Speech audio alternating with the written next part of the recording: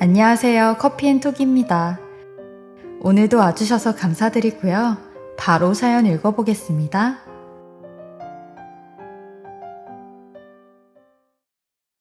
안녕하세요. 전 평범한 48세 여자인데 제 인생에 평범하지 않은 사건이 생겨 이렇게 사연을 보내봅니다. 전 27살 때 교회에서 어른들 소개로 남편을 만났는데 그때 당시만 해도 남편은 평범한 회사에 다니던 사람이었어요. 모나지 않고 저처럼 평범하게 그지없는 사람이라 집안끼리도 잘 맞겠다는 생각이 들었고 연애를 해보니 실제로도 잘 맞아 결혼까지 하게 됐죠. 워낙 어른들이 소개해 주셔서 더 믿음직스럽게 생각되는 부분도 컸던 것 같아요. 제가 자라왔던 것처럼 아주 넉넉하거나 어렵지도 않고 사랑이 넘치고 긍정적인 마음으로 잘 살아갈 수 있다면 그것만으로도 앞날이 행복하다는 생각이 들었거든요. 항상 저희 부모님께서는 더 욕심부릴 수 있는 상황이 와도 가질수록 더 갖고 싶은 게 사람 마음이라며 때로 멈출 줄도 알아야 된다고 하셨어요. 항상 넘치지 않는 걸 1번으로 생각했던 집안 분위기에 맞게 저도 소소하게 잘 사는 생활을 그 사람과 꿈꾸게 됐습니다. 초반엔 꿈꾸는 생활과 딱 맞아떨어져 참 행복했는데 점점 남편은 더 크고 한 방에 가능한 꿈을 갖기 시작하더라고요. 제가 바라는 건 퇴근 후 서로 대화하면서 시간을 보내는 것이었는데 자꾸 회사 생활에 짜증을 내더라고요. 그것들 알고 보면 다 능력도 없어. 별것도 아닌 것들이 몇 년 먼저 입사했다고 무게를 잡잖아, 짜증나게. 원래 회사는 입사 순으로 직급이 높아지잖아. 당신도 곧 인정받으면서 잘 지낼 수 있을 거야. 조금만 참아. 어느 세월에 그걸 언제까지 견디라는 거야? 아니, 내 말은 어차피 사회생활하는 거 참으라는 거지. 집안에만 있으니 아는 게 하나도 없지. 나도 당신처럼 살아보고 싶다. 벌어다 주는 돈만 쓰면서. 말도 점점 비꼬듯하기 시작하더라고요. 전 보수적인 집안에서 자란 탓에 요즘 사람들이 들으면 답답하기도 하고 구식인 부분이 있는 사람이긴 해요. 그래서 남편이 이런 소리를 해도 그래, 내가 생활비 받았으니 견뎌야지 생각하면서 그냥 참고 버텼죠. 바깥일 하느라고 힘든 남편에게 모든 걸 맞추고 살면서 집에 왔을 때 지저분하지 않도록 잘 유지하는 게 제 역할이라 생각하면서 고분고분 바보처럼 지냈습니다. 그런데 어느 날 나 2개월만 시간 줘. 내 사업 준비할 거야. 무슨 사업을 갑자기 그렇게 준비해도 괜찮은 거야? 다 알아보고 한 거야. 몇 개월 힘든 것도 못 견디겠어? 일단 사직서 내고 왔으니까 그렇게 알아. 매일 방 안에 틀어박혀 뭔가를 하긴 하는데 그게 자기 사업 준비하는 과정이었더라고요. 무슨 사업을 준비하는 거냐 아무리 물어도 남편은 말하면 아냐는 식으로만 대꾸해 저도 점점 말없이 지내게 되더군요. 괜히 심기를 건드려 압박하는 것처럼 느껴질까 봐서요. 그동안 고생했으니까 생활비가 조금 적거나 하더라도 충분히 내조를 잘할 수 있다고 안정을 주고 싶었어요. 그동안 애쓰고 모아놓은 돈까지 다 잃어버리면 어쩌나. 남편 한숨이 깊어지면 저도 덩달아 잠이 안 오더라고요. 괜히 눈치가 보이기도 하고요. 그런데 남편은 한 9개월쯤 지나자 전과는 다르게 어깨에 자신감이 붙는 게 보이더군요. 혼자 신문을 보다가 소리를 치기도 하고 좋아서 웃기도 하고요. 다행히 일이 잘 풀려가는구나 생각이 들었어요. 알고 보니 땅을 사서 투자하는 일을 시작했던 거였는데 의외로 그게 수익이 커지면서 돈이 돈을 벌게 해준다고 해야 할까요? 그런 식으로 불어나는 모양이더군요. 저한테 아껴 쓰라고 그렇게 생색을 내며 이야기하던 사람이 어느 날부터는 당신도 갖고 싶었던 거 하나씩 사. 명품 가방 같은 거 있잖아. 아이, 내 처지에 무슨 명품. 그리고 어디 들고 나갈 데도 없어. 왜 없어? 이제부터 만들면 되지. 당신 남편 능력 돼. 당신도 힘든데 내가 무슨 그런 사치를 부려? 그게 무슨 사치야. 이제 누릴 거 누리면서 여유 갖고 살자. 솔직히 우리 나이에 이 정도 돈 가진 사람 없어. 우리 대한민국 상위 몇 % 안에 든다니까. 우리가? 당신이 번 돈이 정말 그 정도로인 거야? 그렇다니까. 기다려봐. 내가 더 잘 돼서 더 떵떵거리고 살게 해줄게. 당신 나하고 결혼한 걸 세상에서 가장 잘한 일이라고 만들어줄 테니까 몇 년 안에는 이뤄진다. 그렇게 남편은 투자를 끝없이 반복하면서 누구 사장님, 대표님, 회장님, 만나는 사람들까지 달라져 있더라고요. 저에겐 그 정도는 아니었지만 차를 바꾸기 시작하더니 시계, 골프채, 명품 신발, 가방으로 채워져 나가더라고요. 그리고 언젠가부터 그 옆에 있는 제가 초라하게 느껴질 정도로 남편은 치장을 하고 다니는데 그럴 때마다 제게 수준 맞게 행동을 해야 되는 거야. 만나는 사람들이 다 부자들이어서 그런 데서 없어 보이면 끝이라니까. 당신 같은 없어 보이는 인간한테 투자하고 싶겠어? 이게 다 비즈니스고 내가 상대방에게 능력이 있다고 말해주는 수단이야. 그러니까 명품 있고 좋은 차 타는 거지. 저와는 다르게 남편은 돈으로는 뭐든 할 수 있다며 점점 코가 하늘을 찔러댔는데 그럴 때마다 아슬아슬해 보이는 남편이 늘 걱정이 되었어요. 돈이라는 게 참 매력적이지만 그만큼 무서운 발톱을 숨기고 있는 수단이잖아요. 그리고 그때 제게 청천벽력 같은 소리가 들려왔어요. 제가 나이가 40이 되면서 제대로 된 건강검진을 받게 되었는데 거기서 유방암 2기라는 암 진단을 받게 되었습니다. 아무리 유방암이 생존율이 높은 암이라고 하지만 막상 암 진단을 받아보니 생존율의 문제는 중요하지 않았어요. 저는 이 얘기를 어떻게 하면 가족들에게 전할까 혼자 전전긍긍하다가 일단은 남편에게 제일 먼저 이야기를 꺼냈어요. 여보, 나 저번 주에 받은 건강검진 결과 오늘 듣고 왔는데 나 유방암에 걸렸대. 나 이제 고작 40인데 어떡하면 좋아? 이제 마크는 우리 두 애들은 어떡해. 병원에서 그 얘기 듣는데 얼마나 무섭던지. 나 괜찮겠지? 뭐? 암이라고? 아니 당신 나이가 몇 살인데 벌써 암이야. 당신 대체 건강관리를 어떻게 했길래 벌써 암에 걸리냐고. 암에 걸렸다는 사람에게 나이와 건강관리를 운운하며 제 탓을 하는 걸 보니 진짜 남보다 못하다 생각이 들더라고요. 저는 그저 괜찮다는 말 한마디 듣고 싶었을 뿐인데 위로는커녕 큰 소리부터 내는 사람이 이게 진짜 내 남편이 맞나 싶었습니다. 그러면서 수술비는 얼마나 드냐고 물어보는데 저는 그런 남편에게 평생 해본 적 없던 행동을 하며 소리를 질렀어요. 당신 명품 사는데 쓰는 돈은 가격도 안 보고 사면서 마누라 암 수술비는 얼마 드는지 물어보는 게 그게 제정신이야?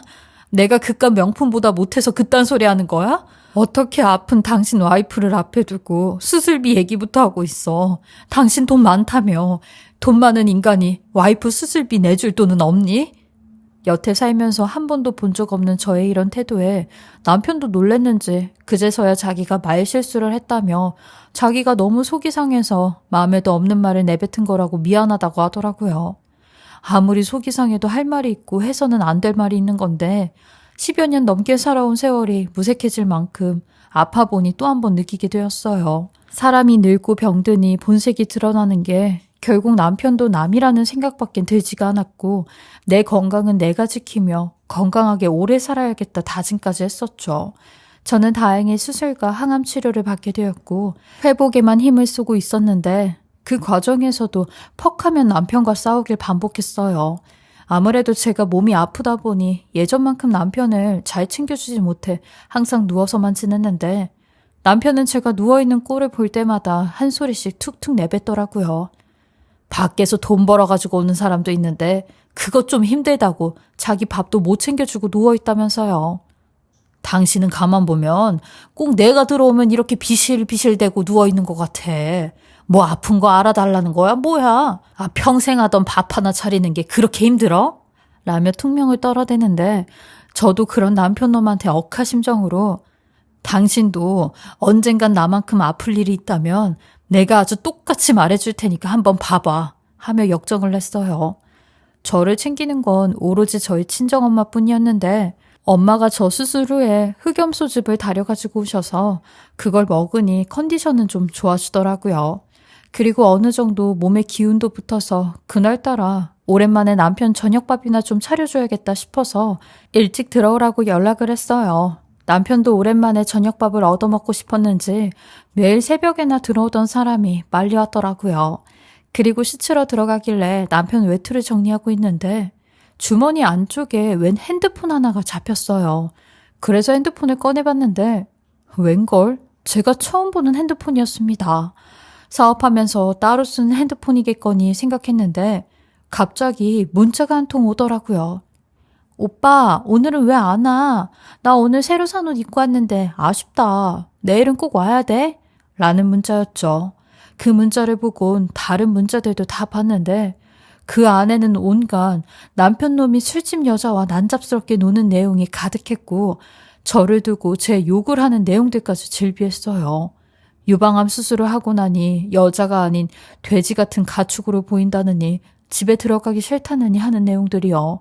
그 외로도 별별 더러운 얘기들이 다 있었는데 한순간에 바보가 된 느낌이더라고요. 그런데 이상하게 그쯤 저도 심적으로 육체적으로 너무 지쳐있던 터라 원래 같았으면 그 폰을 들고가 따졌을 법도 한데 그냥 그 자리에 다시 넣어두었습니다. 남편이란 저 인간은 저러고 이미 뒤에서 더러운 짓을 수십 번이나 하고도 남았겠지 생각하며 그 후는 거리만 두고 살았어요. 어떻게 보면 저도 일개 힘없는 가정주부였기에 이혼을 한다고 해도 혼자서 살아갈 용기가 없었을지도 몰랐죠. 그러던 어느 날 이른 아침에 옆집에서 새로 이사 왔다는 여자가 떡을 들고 왔더라고요. 요즘 이렇게 떡을 들고 인사를 하러 오는 사람을 처음 봐서 낯설기도 하고 신기하기도 했는데 서로 나이대가 비슷해 보였어요. 그 여잔 저와는 반대로 싹싹한 성격의 사람이더라고요. 여기 갑자기 이사 오게 되면서 친구도 없고 너무 따분해서 친구라도 사귀어 볼까 인사 온 거예요. 저보다 나이는 좀 많아 보이는데 언니라고 불러도 돼요? 언니도 낮에는 주로 집에 있나 보다. 주부? 네, 주부기도 하고 제가 몸이 좀 안 좋아서 집에 있어요. 아, 그렇구나. 언니네 집 구경 조금만 해도 돼요? 우리 집도 인테리어 해야 되는데 여기 좀 참고해야 되겠다. 언니가 감각이 좋나 보네. 언니가 감각 좋나 보다. 어머, 액자도 너무 예쁘네. 그래요. 그럼 편하게 둘러보세요. 차 한 잔 드릴까요? 친구도 한 명 없이 지내던 저에게 부산에서 이사 왔다는 4살 어린 동생은 적극적으로 먼저 찾아와 인사도 하고 자주 오가면서 조금씩 친해지게 되었어요. 정반대의 성격이었지만 그래서 더 배우고 얻을 게 참 많더라고요. 그 친구는 별거 생활을 하다 작년에 이혼을 했다고 했는데 저 또한 그 얘기를 들으며 슬슬 남편과의 문제도 털어놓게 된 어느 날 그 친구가 제게 그러더라고요. 언니, 남자들은 나이 먹어도 다 똑같아. 언니가 아프고 집에서 꾸미고 있지도 않으니까 언니 남편도 언니한테 멀어지는 거야. 내가 이쁘게 화장 좀 해줄 테니까 화장하고 저녁에 아저씨 보고 일찍 들어오라고 해봐. 언니 모습 보고 분명 좋아하실걸? 그렇게 그 친구를 통해 화장을 하게 되었는데 얼마 만에 한 화장인지 어색하기만 했지만 그날 남편이 절 보더니 웬일로 오늘은 좀 꾸몄나 보네. 이렇게 하니까 훨씬 낫네. 앞으로도 그렇게 좀 다녀. 사람이 아프다고 마냥 늘어지지만 말고 여자는 꾸미고 관리하기에 따라 다르다니까 라고 하더라고요. 정말 그 친구 말대로 남자는 시각적인데 약하니까 자꾸 꾸미고 예쁘게 챙겨 입어야 된다는 말이 맞는 말 같았죠.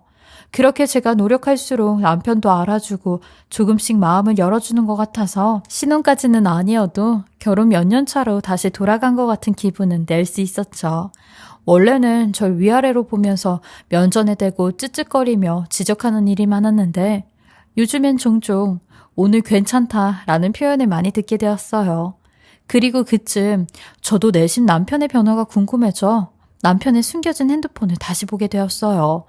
아직도 술집에 드나들며 그 여자들과 희희낙낙하고 있는지 궁금했거든요. 그리고 술에 취해 집에 들어온 남편을 재우고 그 핸드폰을 찾아보니 남편은 여전히 뒤에서 딴짓거리를 하고 다녔고 제가 했던 모든 노력이 우스워지는 듯 절망감까지 들었어요. 아무리 애써도 이건 다른 문제구나 싶었는데 유난히 어떤 여자와의 대화가 눈길을 사로잡았습니다. 알아봤는데 미친년 만드는 건 한순간이더라고. 주변에 몇 사람 모으면 병원 넣는 건 아무 일도 아니더라고. 내가 접근해 볼게. 그리고 오빠는 마누라 옆에서 칭찬 좀 해주고 잘해주는 척 좀 해주고 그래. 그래야 일이 더 수월해지지. 일단 경계심을 없애야 된다고 하더라고. 그래? 나는 네가 하라는 대로 할게. 알아보고 진행시켜봐. 알았어. 오빠도 얼른 마누라랑 떨어져 나와야지. 그런 여자한테 돈 퍼붓고 있는 거 너무 아까워, 정말. 내 말이 그 말이야. 나도 이제 자선 사업 때려치우고 싶다. 이혼하고 싶어도 내 피 같은 돈을 반이나 나눠줘야 되니 소리 소문 없이 없애는 게 낫겠지. 빠른 시일 내로 병원 알아봐. 갖다 쳐넣어버리게. 돈은 얼마든지 줄 수 있으니까. 마누라한테 반 떼어주는 것보다 병원에 주는 게 낫지. 그 돈을 나한테 주면 내가 오빠한테 얼마나 재밌게 해주겠어? 그것도 밤마다 말이야. 또 오빠 보고 싶다. 나도 우리 자기 보고 싶은데 이따 밤에 놀러 갈게. 라며 대화를 나누는데 정말 가관이더라고요. 그리고 그 여자의 프로필 사진을 눌러보게 되었는데 전 그 여자의 얼굴을 보곤 손에서 핸드폰을 떨어뜨릴 수밖에 없었어요. 그 여잔 바로 몇 주 전 옆집으로 이사와 저와 함께 밥과 차를 수도 없이 먹었던 그 여자였거든요. 이들이 한패였단 걸 꿈에도 모르고 남편 이야기를 털어놓았으니 사람보다 돈이 더 귀해 저를 정신병원에 가둬두려고 하는 남편놈의 계획에 이가 갈리고 하늘이 무너지는 것 같았어요. 만약 제가 저번에 남편의 비밀 핸드폰을 발견하고 이 핸드폰에 대해 걸고 넘어졌다면 미래에 일어날 일을 알지 못했을 텐데 이건 조상님이 절 도우는 것 같은 기분이 들었죠. 아픈 몸뚱아리 하나로 아무것도 모르고 있다 쥐도 새도 모르게 갇힐 뻔한 거잖아요. 남편놈 이러고도 사람인가 싶었어요. 10여 년을 넘게 지 뒷수발하며 제 평생을 바쳐 살았는데 그놈에게 그건 너무나 당연한 일이었나 봐요. 그저 자기 돈 버는 일만 위대했겠죠. 갈수록 어깨가 높아진다는 느낌은 받았지만 저를 미친 사람 만들어 병원 보낼 궁리를 하는 놈인지는 모르고 있었어요. 그것도 모르고 살았던 참아왔던 제 분노가 한순간에 터지는 기분이었죠. 아무리 밥순이로 집에서 지내온 바보라고 해도 가만히 있을 수 없었고 교회에서 만나 계속 친구로 지냈던 친구에게 연락을 해 변호사를 소개받고 그분에게 이 일을 말하고 살아갈 방법을 요청했습니다. 이혼소송, 상간녀 소송까지 충분히 진행할 수 있으니 앞으로 제 살 궁리만 하라고 하더라고요. 우리의 목표는 1원이라도 더 갖고 오는 것뿐이라면서요. 그렇게 저는 남편이 절 버릴 날을 기다렸습니다. 그렇다면 저도 남편놈을 더 시원하게 버려주려고요. 그런 인간하고 살을 맞대고 자는 건 너무 괴로운 일이었지만 그날만에 기다리면서 이를 악물고 버티고 버텼습니다. 그러면서 중간중간 남편놈의 비밀 핸드폰을 열어보았어요. 그 둘은 날짜와 병원까지 예약을 다 해둔 상태였죠. 오빠, 19일 날로 잡았어. 혹시라도 물어보면 협조 잘해줘. 아, 오빠 마누라 너무 바보 같아. 오늘도 오빠네 집 가서 밥 한 그릇 얻어먹고 왔어. 내가 누군지도 모르고 나한테 잘해주는 거 보니까 속으로 얼마나 웃었는지 몰라. 그 여자가 그렇다니까. 그 멍청한 여자. 끌려가면 아주 속 시원해서 통쾌한 웃음이 다 날 것 같다니까. 둘의 대화를 보고 저도 얼마나 웃었는지 몰라요. 내가 일부러 그렇게 바보같이 행동하는 것도 모르고 지들이 되려 속고 있으니 말이죠. 그렇게 저는 절 병원에 가두려고 하는 날짜까지 알게 되었고 이 대화 또한 전부 다 사진으로 찍어 놓았어요. 어차피 전 이미 변호사님과 함께 만발의 준비를 마친 상태였기에 출발선에서 신호만을 기다리고 있었죠. 그 인간의 어깨를 솟게 했던 그 돈을 모조리 다 없애버려서 다시 바닥에 앉게 해줘야지. 제자리가 어딘지 꼭 알게 해줘야지 하는 도끼뿐이었어요. 그리고 마침내 19일이 되자 아침부터 저희 집에 누군가가 벨을 누르는 겁니다. 인터폰으로 봐도 꽉 차 보이는 덩치가 큰 남자들이었죠. 저는 누구냐고 문을 열었고 그 순간 그 남자가 제 팔을 끌고 가기 시작하는데 의사도 아닌 깡패처럼 보이는 놈들이 가운만 입고 나타나 코베드 사람을 잡아가니 억울한 사람이 많겠구나 싶더라고요. 억울한 척 연기하며 그들이 이끄는 곳으로 따라갔고 제가 도착한 곳엔 이미 경찰과 함께 절 기다리는 변호사님이 있었어요. 그리고 제 뒤를 몰래 뒤따라오던 남편은 현재 벌어지고 있는 상황에 놀라서 차에서 내리더니 당신들 뭐하냐고 무슨 수작을 부리는 거냐며 막 삿대질을 해대는데 제 변호사님은 그런 남편을 향해 법원에서 보자며 서류를 들이밀었고 저 또한 남편놈에게 다가가 있는 대로 손을 올렸어요. 술집 여자까지 옆집에 박아놓고 나 여기다 쳐넣으려고 했는데 망쳐서 어떡하니? 네 말대로 아픈 몸뚱아리밖에 안 남은 내가 사라지길 바랬겠지만 나도 절대 가만히 당하고만 있지 않지. 네가 열심히 벌어놓은 돈 아주 똑같이 나눠서 가지고 갈 테니까 그렇게 알아. 이 악마보다 더 악마 같은 놈아. 이 위선자 새끼. 뭐? 내가 그랬다는 증거라도 있어? 어디서 말도 안 되는 소리를 짓거리고 있어. 내가 이래서 당신을 병원에 입원시키려고 하는 거야. 맨날 없는 소리만 지어내고 이상한 소리만 하니까 난 억울해. 내가 증거도 없이 이러겠어? 불륜죄라고 병원에 가두려고 한 것도 모자란 판에 이젠 거짓말까지 한다. 너는 진짜 깜빵에서 평생 썩어도 부족해. 할 말 있으면 법정 가서 하고 그때도 지금처럼 큰 소리치나 보자고. 저는 이날을 기다리며 매일 증거가 될 자료들을 싹 긁어모았고 변호사님이 차분히 준비시켜준 덕분에 이혼소송 재산분할까지 무리 없이 진행할 수 있었죠. 혹시 숨겨둔 재산이 있을까봐 그것까지 변호사님 조언대로 제가 미리 서류를 떼 부동산 전체를 파악해서 드렸고 정신병원에 이유 없이 가두려고 했던 옆집 여자와의 작당 모의, 불륜 사실까지 참작이 되었고 정신적 고통까지 인정돼 거의 절반 이상에 달하는 재산을 분할받을 수 있게 되었어요. 남편 놈은 법정에서도 입에 거품을 물며 저 여자는 아무것도 안 했는데 내 힘으로 번 돈을 왜 내가 절반 이상이나 떼줘야 되냐고 소리를 지르며 날뛰었고 소란을 피웠어요. 그래봤자 법은 제 손을 들어주었으니 남편놈 지 목만 아프게 된 셈이죠. 그리고 제일 중요한 재판인 전남편과 술집 상간녀에 대한 형사재판이었는데 전남편과 상간녀는 공동 강금 협의란 죄로 징역형을 받게 되었어요. 각각 징역 1년에 집행유예 2년과 징역 6개월에 집행유예 2년이라는 벌을 받게 되었는데 이 결과를 듣고 나선 이제야 두 발 뻗고 잘 수 있겠구나 하는 생각이 들더라고요. 너무너무 다행이었고 그동안 제가 겪은 심적 고통이 한순간에 녹아버리는 것 같았어요. 거의 1년의 시간에 달하는 법적 공방이었지만 승소라는 마무리가 잘 되어 천만다행이었죠.